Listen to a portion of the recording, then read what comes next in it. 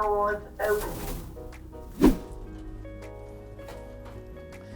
Hi there. A lot of people talk about office to residential conversion, but you know, sometimes it doesn't make sense. Sometimes it actually makes sense to keep an office as an office. And that's exactly what we've done in this building here. And I thought I'd, in this video, give you a little guided tour and explain what we're doing with this serviced office project in the heart of St Albans.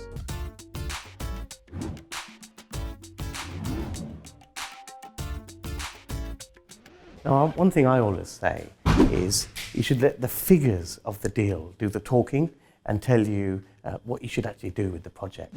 So we're in an office building, and you see some outside shots. We're in an office building in St Albans. Originally the idea was to convert this into residential use, but what's happened here in St Albans is that more than 300,000 square foot of office space has been lost to residential conversion over the last few years. And what has that meant? Well, that's meant that there is a desperate shortage of premium, decent office accommodation right here in the centre of town. Now, the office market has changed dramatically over the years. It used to be the case that you'd rent an office on a 5 or 10 or even 15, 20-year long-term lease. But there's a massive problem for businesses renting offices and putting down such a long-term commitment up front.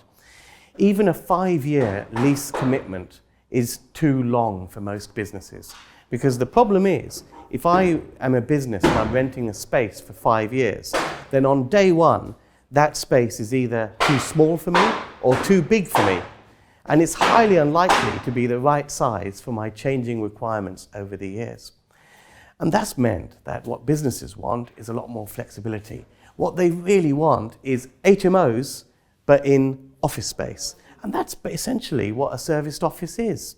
So we're converting this 10,500 square foot building, instead of being one office or renting it out floor by floor to longer term tenancies, what we're doing is splitting it up into smaller office suites for businesses which have 3 to 4 people, and providing a sort of all-you-can-eat buffet kind of package, if you like, where electricity and air conditioning and internet and all of these sort of things are just bundled in.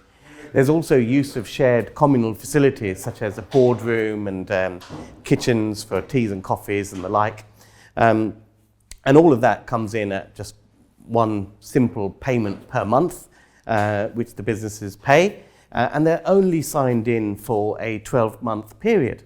And because we're building a range of suites here of different sizes, what businesses are already doing is they're moving in, and they might be a 2-person business, but then in a year's time they're looking to take on a couple more people, and then they can move within the business centre and occupy a larger suite which meets their needs then.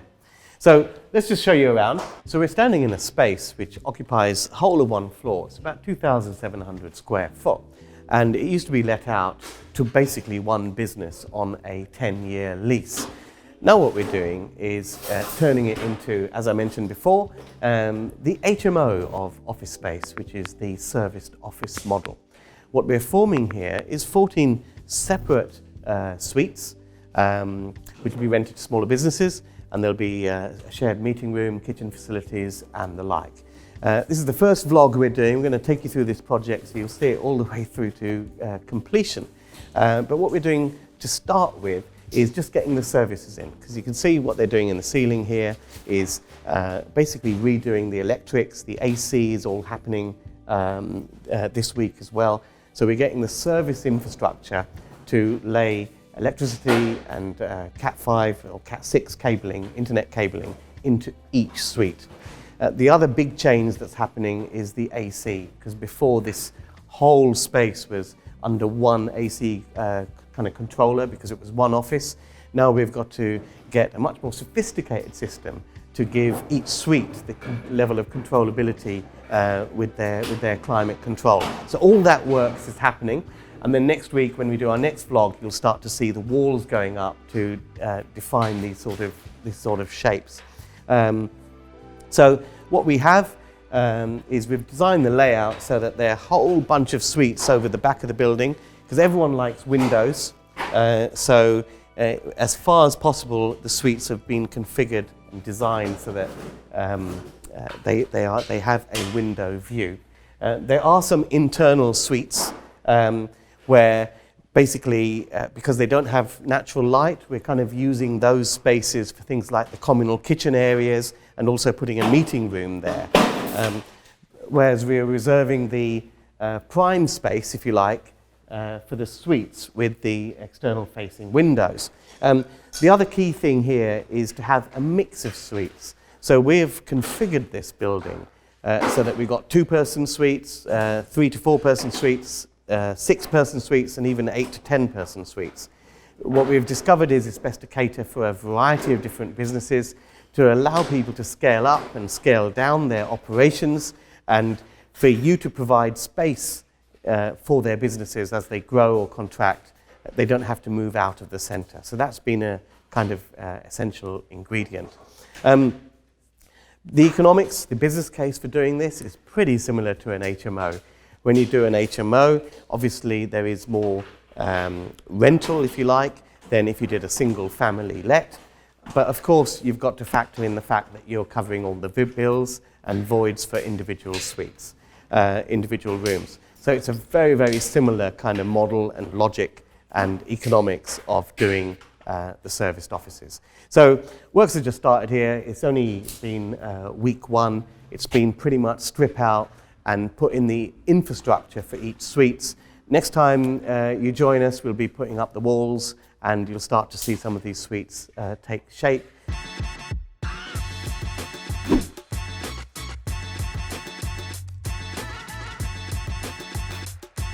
Okay, so here we are on the first floor. You remember in the week 1 of the vlog, we've just done strip out pretty much.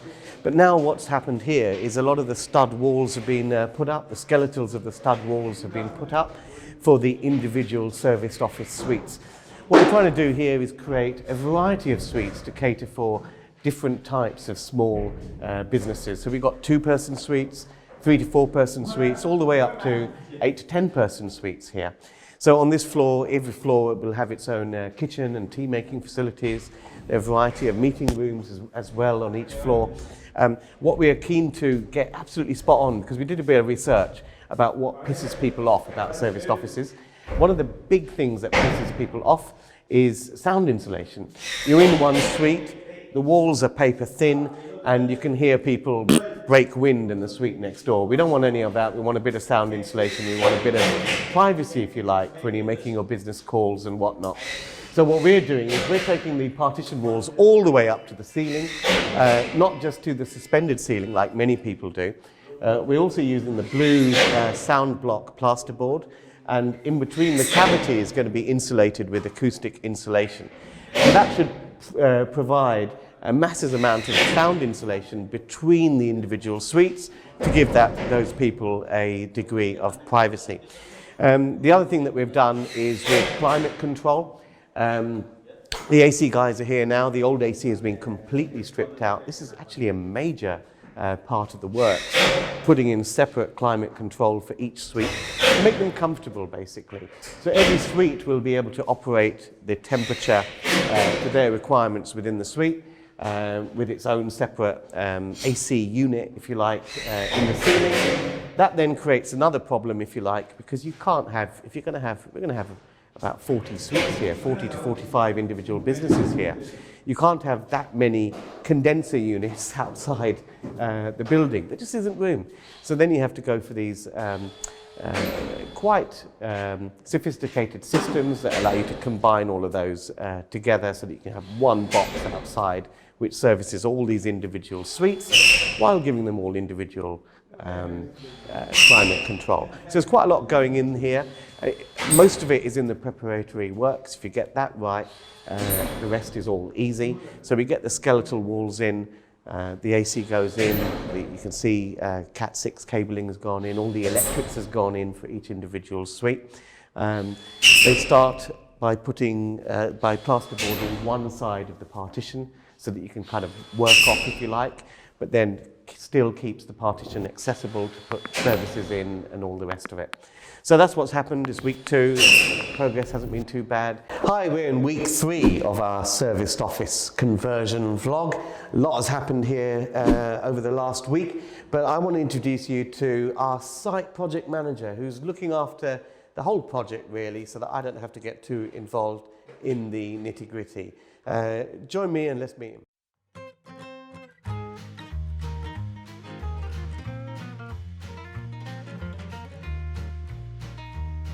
So we have a project manager on site, Mr. Vikash Patel. Good to see you again. Thank you. So tell me, or tell the viewers, why do we need a project manager? So when you have a project, there's lots of parts of a project, and it can be very stressful, and you may not know all the different parts of it. So I come on board to stay from inception to completion, and all the bits in between, from design, specs, quantity surveys, contractors. I manage the whole process for you. So, I mean, we met at Baker Street. Yes. You came along to Baker Street, gave me a business card, and we had a chit chat. And then I found, I basically interviewed you, and we had a conversation. And what I was looking for is someone who knows more about it than me. I know a little bit, and there's no point having a project manager who, unless they know more. So I kept on asking you questions, and there were several things that you said that I thought, aha, that's interesting. Yeah, he knows his stuff. So then I sort of engaged you as a project manager, because this is quite a major build project. We're creating about 26 suites here over 2 floors. It's about 6,500 square foot, I think, in total. It's quite a big refurbishment project, and with all the other activity that I've got, I just don't have the time to do the day-to-day and the overseeing it, apart from just having a weekly meeting to see what the progress is. So we had our initial meeting. Yes. Then I gave you the role of being project manager. Yes, yeah. I had my user requirements written down. What did you do with them? So in your user requirements, you had your spec, which you wrote up, and a set of drawings. So after taking those documents, I analyzed it very closely and then worked out an action plan of various different elements to then have a conversation with you about how to develop that into a construction spec with drawings and how to execute the next steps forward. So what was missing in my customer requirements to turn it into a construction spec? So in the spec, it was, you had outlined various key things, so lighting, AC, wall partitions, the whole lot. But it needed more detailing, so a contractor can then look at it and price against it. So we took each individual item, we worked on it together, and then worked out a solution for it, so the door frames, the colors, the walls, the whole lot, made it into a specification.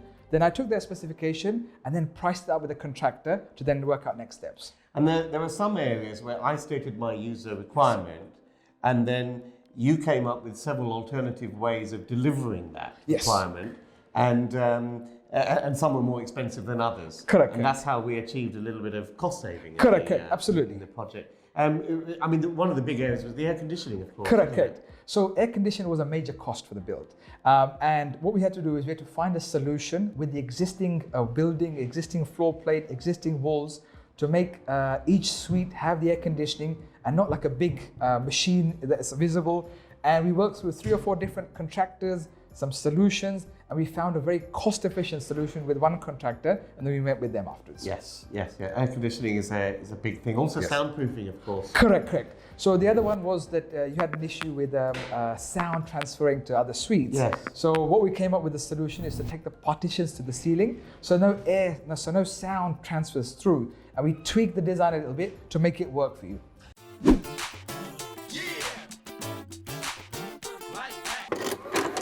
We'll get back to the video in just a moment, but what I wanted to really tell you about was what is the most exciting opportunity in property right now, and that is repurposing defunct commercial buildings to residential use. Now, most people don't really know where to start, what to look for, and how to exploit these opportunities, and that's why I've prepared 90 minutes of free training for you to get you started on this wonderful journey. You can register for this free training at property-workshop.com. Join me on that free training, and I'll leave you to enjoy the rest of the video.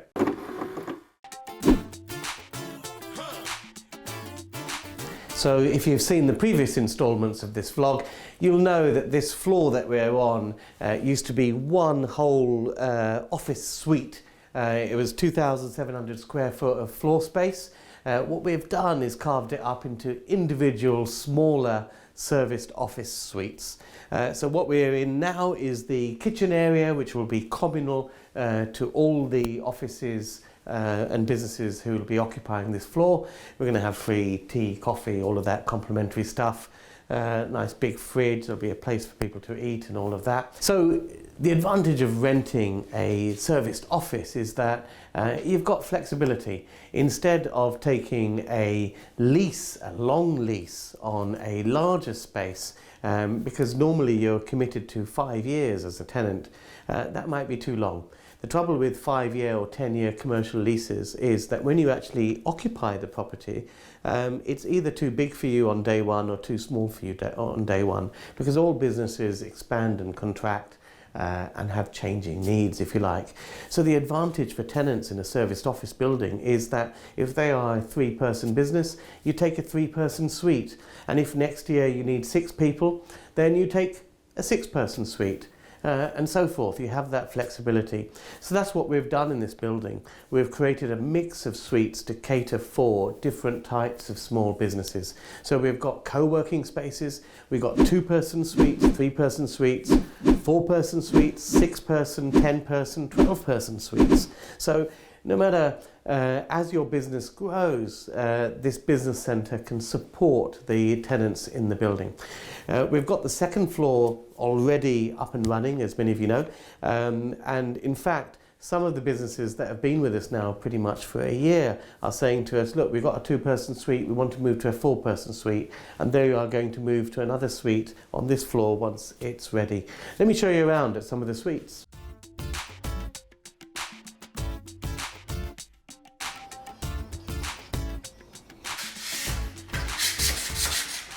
So let me show you one of our 12-person suites, and also this is a sort of room that we'll be using as co-working space as well. So as you can see, lovely piece of space. By the way, I haven't said this before, but if you're located in Hertfordshire, we're in the centre of St Albans, and if you're looking for office space for your business, or you're looking for co-working space in the centre of St Albans, do get in touch, private message me or something, and well, I'll put you in touch with our team that deals with that side. So as I said, this is a 12-person office suite. It has lovely windows, it's light and bright and all the rest of it. A lot of serviced office buildings suffer from the fact that there's a zone system. So the temperature is a certain temperature and you have to like it or lump it. And one suite might be too cold for one suite and it might be too hot for another suite. What we do with our serviced office buildings is we provide individual climate control so that there is an individual air conditioning cassette unit within each suite. So you've got that controllability. One of the things we also do is we don't really have reception desks because that drives up the costs for the occupants if we have a manned reception at the bottom. So what people do is they, if visitors come, they see the nameplate, they press the bell for the suite that they want to contact, and each suite has an entry phone system which allows them to simply buzz in the caller and meet them. Communal facilities are great. We have 2 meeting rooms in the service centre. We've got one boardroom, which is a 12-seater boardroom equipped with latest touchscreen, as you can see in this little clip. We also have a 6-seater smaller meeting room available for occupants to use.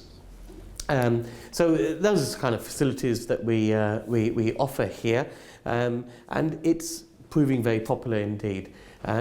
With serviced offices, it's all about location, location, location, and what you've got to be is in the centre of a happening town, which this is.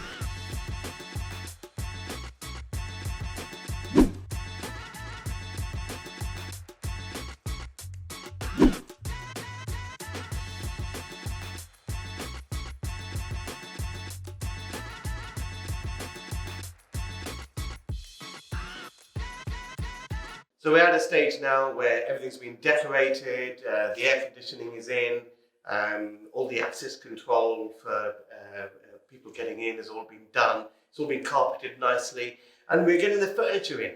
So each suite is fully furnished.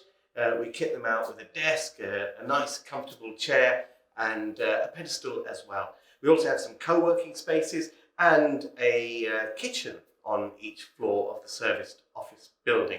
Today the furniture is arriving, so let's take a little look at what's coming.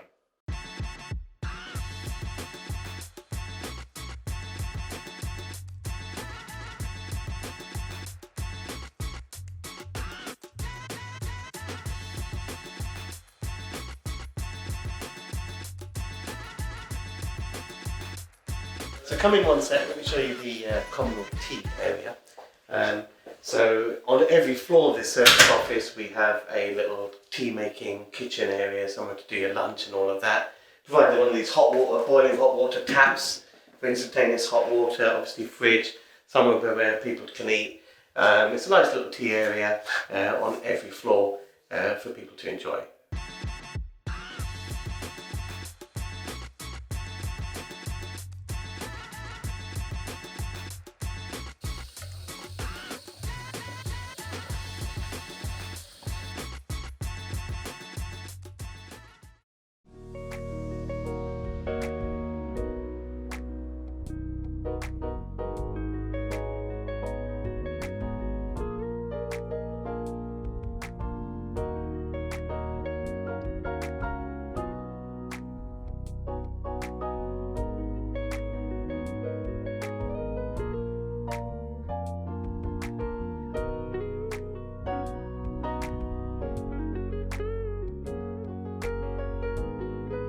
Hope you enjoyed that video. There's plenty more to come in terms of refurb projects that we're going to vlog on this channel. There's all sorts of wonderful stuff you can do with commercial property, whether it's repurposing commercial property to other commercial uses, such as the serviced office conversion, or repurposing commercial properties to residential use. If you want to find out more, I run some free training on the subject, and you can sign up for that at property-workshop.com. Make sure you smash the like button, also subscribe, hit the bell icon so you're notified when we upload new videos. See you guys in the next video.